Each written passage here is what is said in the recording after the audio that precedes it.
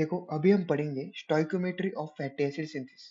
तो एक्चुअल में होता क्या है कि जो पाल्मेटिक एसिड बनता है या फिर स्टेरिक एसिड बनता है, तो स्टोइकोमेट्री का मतलब यहाँ पर हम क्या पढ़ेंगे, जो पाल्मेटिक एसिड बन रहा उसके वो कितने साइकिल में बन पा रहा, उसके लिए कितने मैनुअल कोए चाहिए, उसके लिए कितने एसिटिल कोए चाहिए, कितने एडीपी चाहिए और कितने एटीपी यूज होंगे, कितने CO2 रिलीज होंगे, ये हम यहाँ पर पढ़ेंगे। तो इसको हम इजी वे में किस तरीके से समझ सकते हैं, किस तरीके से बना सकते हैं। देखो अगर हमें पाल्मेटिक एसिड बनाना है तो 16 कार्बन कंपाउंड होता है। अब देखो एसिटिल कोए, देखो वो कितने कार्बन का होता है, 2 कार्बन का होता है। अब कोई भी फैटी एसिड बनाना हो तो सबसे पहले साइकिल में हम एसिटिल कोए को लेंगे, और एसिटिल कोए और दूसरा एक एसिटिल कोए जिसको हम कन्वर्ट करके मैलोनिल कोए बनाएंगे। देखो वो भी कितने कार्बन का होता है, 2 कार्बन का होता है। तो सबसे पहले साइकिल में हम इन दोनों को ऐड करेंगे तो एक 4 कार्बन कंपाउंड बनेगा जिसका नाम होता है ब्यूटाइल कोए। अब देखो इसके बाद तो बस हर एक साइकिल में मैनुअल कोई ही ऐड होगा, एसिड कोई ऐड नहीं होगा। और मैनुअल कोई कितने कार्बन का है, 2 कार्बन का है। तो देखो 4 कार्बन प्लस 2 कार्बन कितने कार्बन बनेगा, 6 कार्बन का बनेगा। अब फिर से और एक मैनुअल कोई ऐड होगा यहाँ पर, तो 2 कार्बन और ऐड हो गए तो 8 कार्बन का बनेगा। 8 कार्बन का क्या बनेगा, फैटी एसिड बनेगा।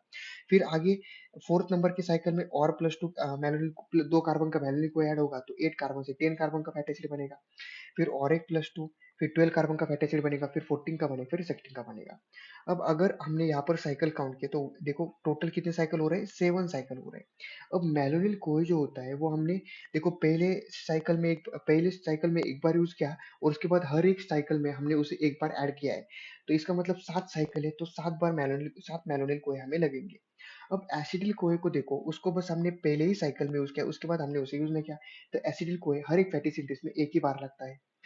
फिर आगे देखो एनएडीपीएच जो होता है उसको कैसे याद रखेंगे, तो हर एक साइकिल में एनएडीपीएच जो होता है वो 2 बार लगता है रिड्यूस करने के लिए। तो इसको लिखेंगे यस से, देखो 7 साइकिल चले और 2 बार लगाए तो कितने हो गए, 14 हो गए।